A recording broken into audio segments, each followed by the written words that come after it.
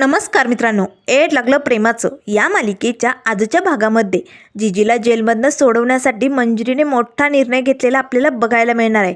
तर इकडे रायाला तर त्या बंद खोलीत ठेवलेलं असतं आणि रायाने आपल्या साथीला एका गुंडालाही ठेवलेलं असतं, कारण त्याला जिवे मारण्याची धमकी रायाने दिलेली असते ना. त्याच वेळेस राया आता जोरजोरात ओरडू लागतो, ए हरामखोरांनो, कितीसा वेळ हवाय रे? अजून वकिलांची सोय झाली की नाही मला कळायला हवं. तिकडे माझी माणसं वाट बघतायत. माझी जीजी जेलमध्ये मिसफायर एकटी पडली. मला लवकरात लवकर पुरावा दाखवा. वकील भेटला की नाही ते सांगा. आता रायाचा एवढा आरडाओरडा ऐकून बाहेरचा एक गुंडा तो छोटा खिडकीसारखा दरवाजा उघडतो आणि त्यातनं डोकावून रायाला म्हणू लागतो, ए आवाज बंद कर. तू किती ओरडला तरी त्याचा काही उपयोग नाही आहे, कारण मॅडमची ऑर्डर निघेपर्यंत तू इकडनं बाहेर पडू शकत नाही. त्यावर लगेच राया पटकन त्या गुंडाची कॉलर पकडतो आणि जोरजोरात त्याचा गळा दाबू लागतो. ए तुला काय वाटलं? तुम्ही मला फसवणार? सोडणार नाही, एकाला सोडणार नाही, जीवच घेतो आता तुझा, असे म्हणत रायाने आता त्या गुंडाचा गळाच दाबलेला असतो. त्याच वेळेस आता रायाने आपल्या साथीला ज्या गुंडाला ठेवलेलं असतं ना, तो पटकन आता रायाला मारायला पुढे येणार. तेच राया आपला पाय उचलतो आणि धडकन त्याच्या पोटात मारतो. तो गुंड पाठीमागे जाऊन आता डोक्यावरती पडलेला असतो. त्याच वेळेस राया मला लागतं, ए राया म्हणतात मला, तुम्ही मला रोखून ठेवू शकत नाही. लवकरात लवकर सांगा, तुमच्या मॅडमने वकिलांची व्यवस्था केली की नाही?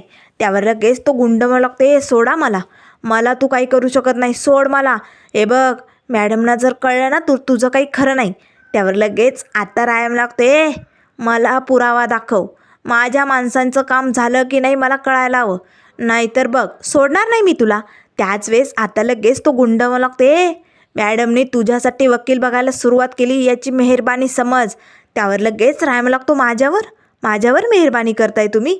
माझ्यावर मेहरबानी करू नका आणि सकाळपर्यंत मी तुम्हाला आता वेळ देतो या.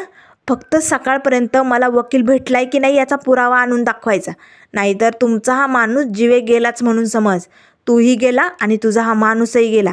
हा राया काय काय करू शकतो हे अजून तुम्हाला माहिती नाही, अशी ताकीद आता रायाने त्या गुंडांना दिलेली असते. तो गुंड पटकन आता तो दरवाजा बंद करून घेतो. तर इकडे आता मंजिरी वकिलांना भेटण्यासाठी आलेली असते. आता हे पंढरपुरातले एक नामवंतच वकील असतात, त्यामुळे मंजिरीला जरा बरं वाटतं. तेव्हा ते वकील म्हणू लागतात, हे बघा, तुमच्या केसबद्दल मी सगळीकडे चर्चा ऐकली, त्यामुळे ही केस जरा अवघडच आहे, कारण यात आता तुमच्या आईच्या हातनं खून झाला आहे ना. तेव्हा मंजिरी म्हणू लागते, वकील साहेब अहो खून नाही, अहो वध झाला आहे, तो खून नाही म्हणायचं त्याला. त्यावर ते वकील म्हणू लागतात, अगं मंजिरी, कायद्याच्या भाषेने मी बघायला जातोय ना, तर हा खूनच आहे, म्हणून आपण त्या भाषेत बोलूया, हो की नाही?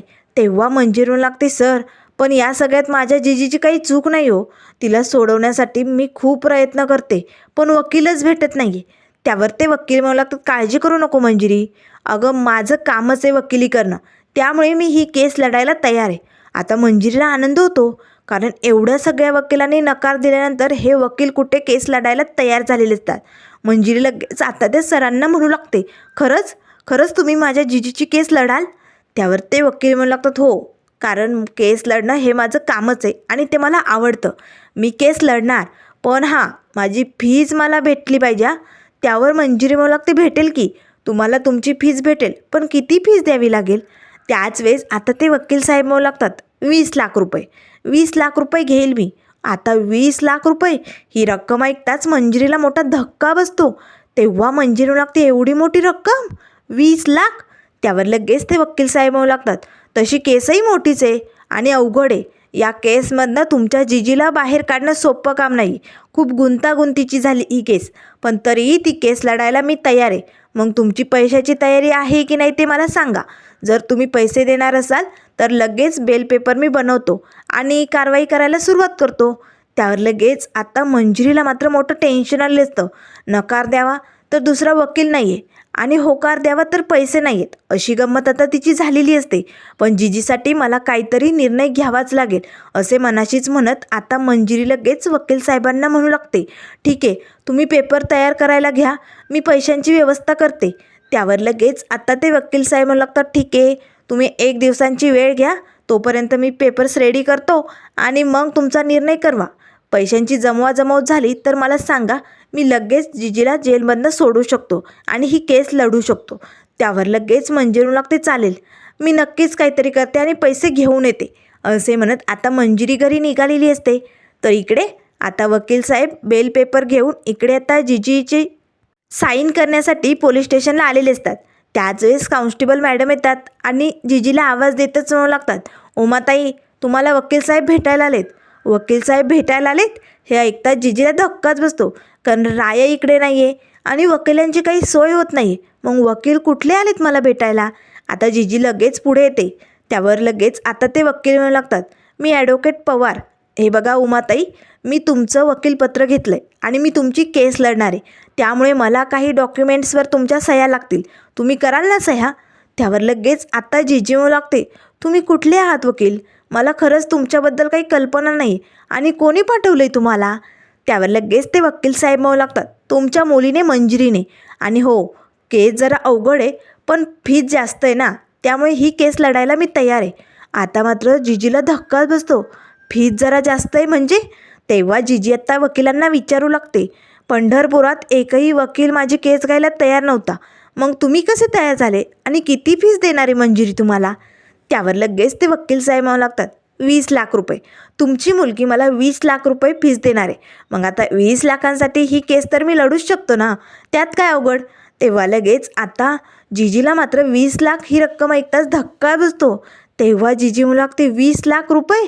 एवढी रक्कम मंजिरी कशी देणार आहे तुम्हाला? कुठनं आणणार आहे? त्यावर लगेच आता ते वकील साहेब म्हणू लागतात, कुठून आणणार आहे, कशी आणणार आहे ते मला माहिती नाही, पण तुमची मुलगी तुम्हाला सोडवण्यासाठी काहीही करू शकते. तिनं मला सांगितलं आहे, तुम्ही पेपर्स रेडी करायला सुरुवात करा, मी पैशांची व्यवस्था करते. आता मात्र जिजी मनाशीच म्हणू लागते, मंजिरी एवढे 20 लाख कुठनं जमा करणार आहे? काय चालू आहे मंजिरीचं? असे प्रश्न आता जिजीसमोर उभे असतात. तर इकडे आता धावतच मंजिरी आपल्या घरी आलेली असते. घरी येताच मंजिरी आता नानाजीजीच्या रूममध्ये येते. आता तिला ते घराचे पेपर्स हवे असतात. आता ती कपाटात इकडे तिकडे शोधू लागते, जिजीने कुठे ठेवले असतील पेपर? असे प्रश्न आता तिच्यासमोर उभे असतात. त्याच वेळेस ती आजूबाजूला आता ड्रावरमध्ये इकडे तिकडे बघू लागते, सापडतच नाही आहे. पण जिजीला जर विचारलं तर ती खूप सारे प्रश्न विचारेल. नाही नाही, मलाच काही करून हे पेपर सापडावे लागतील. असे म्हणताच आता मंजिरी आजूबाजूला टेबलच्या ड्रावरमध्ये बघत असतानाच नाना येतात. नानाबरोबर आता रुजिदा निखिलही असतात. तेव्हा लगेच नाना म्हणू लागतात, मंजिरी काय करतेस तू? तेव्हा मंजिरी म्हणू लागते, नाना अहो आपल्याला ना जिजीला सोडवण्यासाठी एक वकील भेटला आहे, पण त्या वकिलांची फीस जरा जास्त आहे, 20 लाख रुपये. त्यामुळे मला असं वाटतं आहे की आपण हे घर गहाण ठेवून जिजीला सोडवायला पाहिजे. एवढा एकच मार्ग आहे हो नाना आपल्याकडे. आता मात्र लगेच नाना मला काय 20 लाख रुपये आणि त्यासाठी तू घर गहाण ठेवणार आहे आणि मग तुझ्या जिजीला सोडवणार आहे? काही गरज नाही आहे घर गहाण ठेवायची आणि जिजीला सोडवायची. राहू दे तिला तिकडे जेलमध्ये. आता नानांचं हे बोलणं ऐकून मंजिरीला तर धक्काच बसतो. तेव्हा मंजिरी म्हणू लागते, जिजीबद्दल तुम्ही असं बोलताय नाना? अहो जिजी तर आपली आहे ना, मग तुम्ही तिच्याबद्दल असा विचार कसा करू शकता? त्यावर लगेच आता नाना म्हणू लागतात, आपली होती पण आता नाही, कारण तिने माझ्या मुलाला मारलं आहे, माझ्या मिहीरला संपवलं आहे. त्यामुळे जेव्हा तिने माझ्या मिहीरला संपवलं ना, तेव्हाच ती माझ्यासाठी मेली. त्यावर लगेच मंजिरी म्हणू लागते, नाना अहो काय बोलतोय तुम्ही? अहो आपल्या जिजीसाठी असं नका बोलू नाना. आपल्याकडे एवढा एकच पर्याय आहे, कारण एकही वकील भेटत नव्हता. इकून तिकून वकील भेटलाय, त्यात आपल्याला पैशाची जमवाजमव करावीच लागेल. प्लीज नाना माझा ऐका ना. त्यावर लगेच आता नाना म्हणू लागतात, नाही मंजिरी, अगं त्या बाईने माझ्या मुलाला मारून मोठी चूक केली, त्यामुळे ती आयुष्यभर तिकडेच राहिली तरी चालेल. मी तिच्यासाठी माझं हे घर गहाण ठेवणार नाही, कारण माझ्यासाठी माझा मुलगा काय होता हे तुला कळणार नाही मंजिरी. मिहीर आमच्या हाडामासापासनं आम्ही त्याला बनवलं होतं. अगं मिहीर म्हणजे फक्त आमचा मुलगाच नाही तर आमचा जीव होता, दुसरा जीव. कारण मिहीरसाठी आम्ही खूप खस्ता खाल्ल्यात, खूप देवधर्म केलेत, उपास तापास केलेत, व्रत केलेत, तेव्हा कुठे आम्हाला मिहीर झाला होता. आणि मिहीर म्हणजे आमचा दुसरा जीव होता. आम्ही खूप लाडाने त्याला वाढवलं होतं गं. पण ऐन वेळेस हे सगळं झालं. मला मान्य आहे मंजिरी, मिहीर चुकला होता, त्याने खूप मोठी चूक केली होती, पण लगेच त्याला मारून टाकायचं असं करतं का कोणी? अगं त्याला समजावलं असतं, शिकवलं असतं तर त्याने ऐकलं असतं ना. पण तुझ्या जिजीने तसं नाही केलं, त्याचा खून केला आहे. त्यामुळे त्या पापीबाईला मला या घरात आणायचंच नाही आहे आणि तिच्यासाठी मी हे माझं घर देणार नाही आहे. एक खून येते. त्यावर लगेच मंजिरी म्हणू लागते, नाना अहो जिजीने हे सगळं का केलं हे एकदा समजून घेण्याचा प्रयत्न तरी करा.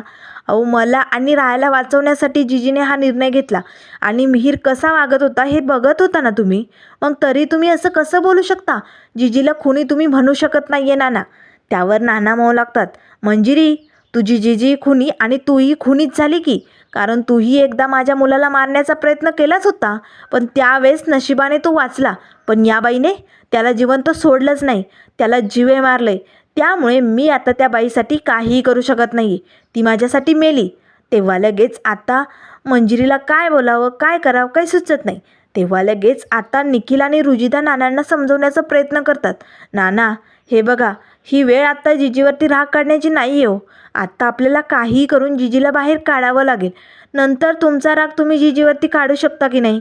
तेव्हा मंजिरी मला अगदी हो रुजिदा तू अगदी बरोबर बोलते. नाना हे बघा, तुमचा राग मी समजू शकते. मिहीर तुमचा मुलगा होता, पण आत्ता ती वेळ नाही. आत्ता आपल्याला जिजीला बाहेर काढायचे की नाही. त्यामुळे प्लीज ते पेपर्स द्या.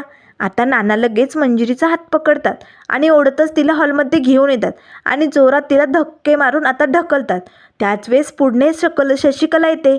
नाना अहो काय करताय भाऊजी तुम्ही? अहो या पोरीला का ढकलताय तुम्ही? तेव्हा लगेच नाना म्हणू लागतात, तुला माहिती ही काय करायला निघाली? हे घर घाण ठेवून 20 लाख रुपये फीस द्यायची हिला वकिलांना.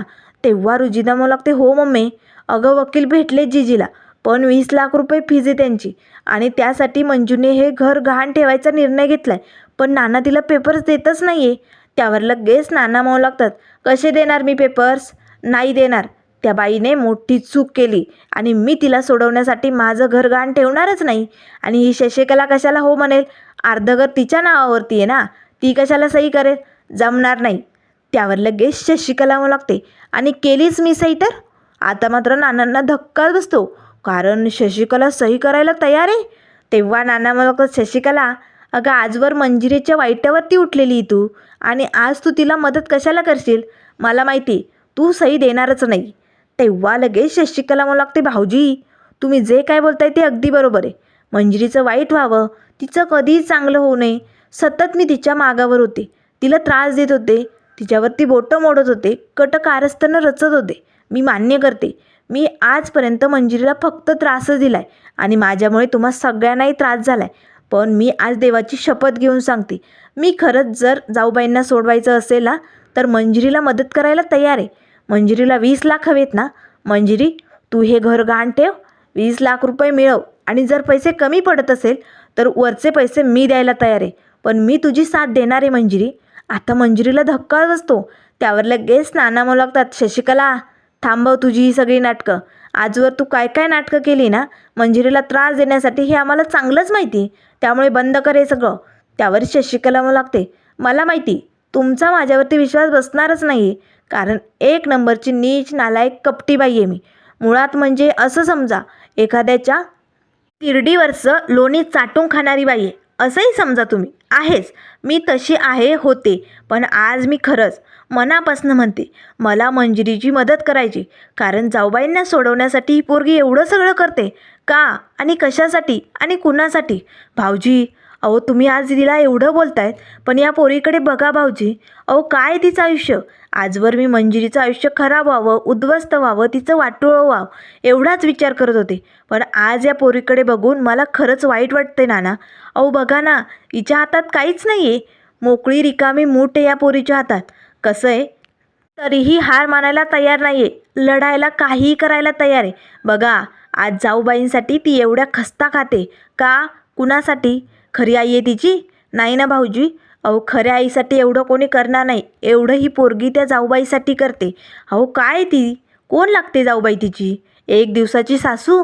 अहो 1 दिवसाचा नवरा तिचा मेला या घरात येऊन, आणि तरीही तिने त्या जाऊबाईवरती एवढं प्रेम केलं. पोटच्या लेकीपेक्षा जास्त प्रेम दिलं, माया दिली, तिचा सांभाळ केला. आणि आज तिला सोडवण्यासाठी ती हे घर गहाण ठेवते. अहो भाऊजी तुम्ही विचार करा, या पोरीचं मन किती मोठं आहे. तिचा तो नवरा राया 1 नंबरचा गावगुंड. माझ्या नजरेत तर तो खुनी गावगुंड काय काय म्हणायची मी त्याला. पण तरी या परक्या घरासाठी त्याने स्वतःच्या जीवाचाही कधी विचार केला नाही. आजकालच्या युगात ही असली माणसं भेटत नाही भाऊजी. माझ्यासारखी राक्षसी माणसं पावलोपावली भेटतात, पण ही असली माणसं चुकूनही भेटणार नाही भाऊजी. त्यामुळे मंजिरीला सही द्यायला मी तयार आहे. आता मात्र नानांना सगळ्यांना धक्का बसतो. तेव्हा नाना म्हणू लागतात, "बस शशिकला, थांबव नाटकं. नेमकं आज तू हे सगळं का करते हे सांगून मोकळी हो." त्यावर शशिकला म्हणू लागते, "सांगते, सगळं काही सांगते. आजवर मी फक्त तुम्हाला त्रास दिलाय, तुमच्या वाईटावरती उठले. पण आज मी मनापासनं देवाची शपथ घेऊन सांगते, मला मंजिरीची मदत करायची. मंजिरी, तुला सही द्यायला मी तयार आहे. तू जाऊबाईला सोडवण्यासाठी जे करशील ते मला मान्य आहे." आता मात्र लगेच नाना गुपचूप आतमध्ये निघून जातात. त्याच वेळेस शशिकला म्हणू लागते, "मंजिरी, काळजी करू नको. तुला ज्या पैशांची कमी पडेल ते पैसे मी देईल." आता मंजिरीलाही धक्का बसलेला असतो, कारण चक्क काकू आज एवढी कशी सुधारली असे प्रश्न आता तिलाही पडलेले असतात. त्याच वेळेस नाना आतमधनं येतात आणि आता घराचे पेपर्स मंजिरीच्या हातात देतात. मंजिरीने आता ते पेपर्स घेतलेले असतात, कारण काही करून आता जिजीला सोडवायचं असतं. मंजिरी आणि शशिकला दोघीही आता लगेच सावकाराकडे हे घर गहाण ठेवण्यासाठी निघालेले असतात. आता इकडे सावकाराकडे पोचताच मंजिरी आता ते पेपर्स त्यांना दाखवते. त्यावर लगेच आता ते सावकार मात्र खूपच खुश होतात. "अरे बापरे, ही प्रॉपर्टी तर एक नंबर भारी आहे. मागे पेपरमध्ये वाचलं होतं मी. खरंच खूप मस्त आहे. नक्की होणार, याचा पैसा होणार. पण जरा वेळ लागेल." तेव्हा मंजिरी लागते, "पण साहेब, आमच्याकडे वेळ नाही आहे हो. आम्हाला लगेच पैसे हवेत, म्हणून तर आम्ही आलो आहे." त्यावर लगेच ते सावकार म्हणू लागतात, "काय लगेच?" मंजिरी, "अगं मोठं गिऱ्हाईक आहे. मोठं गिऱ्हाईक आणण्यासाठी वेळ लागतो. जरा घर 4-5 लोकांना दाखवावे लागेल, तेव्हा गिऱ्हाईक भेटेल ना." त्यावर शशिकला म्हणू लागते, बाबा, घर विकायचं नाही आहे, घर गहाण ठेवायचे. हा मार्ग असतो ना. घर गहाण ठेवून आम्हाला 20 लाख रुपये हवेत. चल पटकन घे कागदपत्र करून." आता मात्र लगेच ते सावकार म्हणू लागतात, "ए बाई, घर गहाण ठेवायचं असेल ना तर तुझे पेपर उचल आणि निघ इकडनं. 20 लाख रुपये एवढी रक्कम तू माझ्याकडनं घेणार, आणि तू जर काही डबल गेम केला तर?" "शशिकला, तू कसली बाई आहे ना मला चांगलंच माहिती आहे. तू माझ्याशी खेळ खेळू शकते आणि माझ्यावरतीच डाव पलटू शकते. त्यामुळे नाही, हे जमणार नाही." त्यावर लगेच शशिकला म्हणू लागते, बाबा, असं मी काहीही करणार नाही. ए मंजिरी, बोल ना तू." तेव्हा मंजिरी म्हणू लागते, "हे बघा काकू, असं काही करणार नाही आहे. कारण खरंच काकू माझी मदत करते हो. आम्हाला पैशांची गरज आहे, म्हणून हे घर गहाण ठेवायचं आहे आणि जरा अर्जंट पैसे हवेत. त्यामुळे प्लीज काहीतरी करा." त्यावर लगेच आता ते सावकार म्हणू लागतात, "हे बघा, 20 लाख रुपये रक्कम थोडी नाही आहे, खूप मोठी रक्कम आहे आणि तेवढी आत्ता माझ्याकडे नाही आहे. त्यामुळे पैशांची जुळवाजुळव करावी लागेल. तुम्ही मला 1 दिवसांची मुदत द्या. मी हे पेपर्स नीट बघतो आणि मग विचार करून सांगतो आणि पैशांची जुळवाजुळवही करतो." त्यावर लगेच शशिकला म्हणू लागते, पेपर अगदी व्यवस्थित आहे, सगळं काही ठीक आहे. हे घर आम्हाला गहाण ठेवायचे. तुझं काही व्याज वगैरे होईल ना, ते आम्ही सगळं काही परत करू.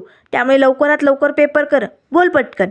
त्यावर ते सावकार म्हणू लागतात, "हे बघा, माझ्याकडे पैसे नाही आहेत आत्ता, पण मी उद्यापर्यंत पैशांची जुळवाजुळव करतो. तोपर्यंत तुम्ही थांबता का?" तेव्हा मंजिरीचा आता फोन वाजू लागतो. मंजिरी पटकन फोन उचलते, तर आता जयचा फोन आलेला असतो. आता जय लगेच मंजिरीला म्हणू लागतो, "मंजिरी, जीजीने तुला लगेच आता पोलीस स्टेशनला भेटण्यासाठी बोलावलं आहे." तेव्हा लगेच आता मंजिरी लागते, "जीजीने? बरोबर, ठीक आहे, आलेच मी." असे म्हणत आता मंजिरी फोन बंद करताच सावकारांना म्हणू लागते, "हे बघा, आम्हाला खरंच पैशांची खूप गरज आहे. तुम्ही लवकरात लवकर पेपर तयार करा आणि उद्या पैशांची सोय करा. आम्ही उद्या येतो." असे म्हणत शशिकला आणि मंजिरी तिकडनं निघालेले असतात. तर त्यानंतर मित्रांनो, पुढील भागामध्ये आपल्याला बघायला मिळेल, इथे मंजिरी आता जीजीला भेटण्यासाठी पोलीस स्टेशनला आलेली असते. तेव्हा लगेच आता जीजी म्हणू लागते, "मंजिरी, अगं मला जयकडनं कळलं की रायाला नाशिकला किडनॅप करून कोणीतरी घेऊन गेले. मग तू रायाला सोडवण्यासाठी का गेली नाही?" तेव्हा लगेच मंजिरी म्हणू लागते, "जीजी, अगं कशी जाऊ मी रायाला सोडवण्यासाठी? इथे मला तुला सोडवायचं आहे, घरच्यांची काळजी घ्यायची, एवढं सगळं सांभाळायचं आहे. मग मी कशी जाणार आहे, सांग ना." त्यावर जीजी म्हणू लागते, "हो मंजिरी, तू इथे थांबून मला सोडवणार आहे, ते पण 20 लाख रुपये देऊन? एवढे पैसे कुठनं आणणार आहे मंजिरी?" आता मंजिरी मात्र जीजीकडे बघू लागते. तर आता मंजिरी या सगळ्यात फसली तर जाणार नाही ना. ही शशिकला नेमकं आता मंजिरीची बाजू घेते का आणखी नवीन काही मंजिरीला जाळं टाकते, हे आपल्याला लवकरच कळेल.